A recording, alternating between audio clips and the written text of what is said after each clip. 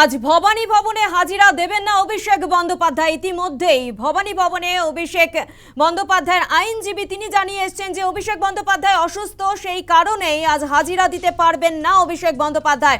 বিধানসভায় সই জালিয়াতি কাণ্ড এবং সেই কারণে আজ 12টার মধ্যে ভবানী ভবনে হাজিরার নির্দেশ দেওয়া হয়েছিল, কিন্তু সেই নির্দেশ অনুযায়ী হাজিরা দিলেন না অভিষেক বন্দ্যোপাধ্যায়। এই বিষয় নিয়ে আমরা বিস্তারিত জানবো। ফোন লাইনে রয়েছে প্রতিনিধি মৌমিতা মিত্র। মৌমিতা, হাজিরা দিলেন না আজ ভবানী ভবনে অভিষেক বন্দ্যোপাধ্যায়, তোমার কাছে জানবো কারণ কি?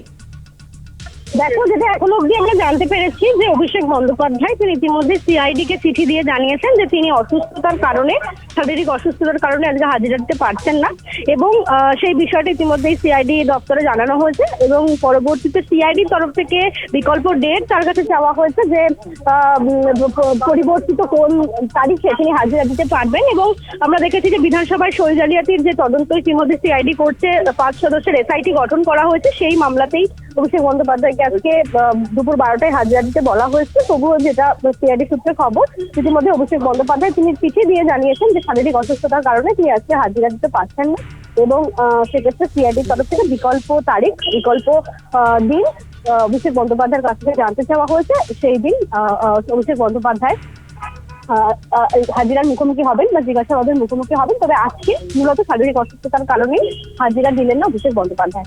ধন্যবাদ মমিতা।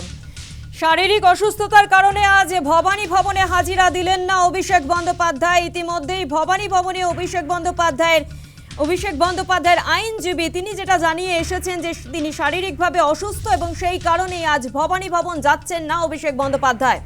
আইনজীবী মারফত চিঠি ভবানী ভবনে, অভিষেক বন্দ্যোপাধ্যায় আজ ভবানী ভবনে হাজিরা দিচ্ছেন না।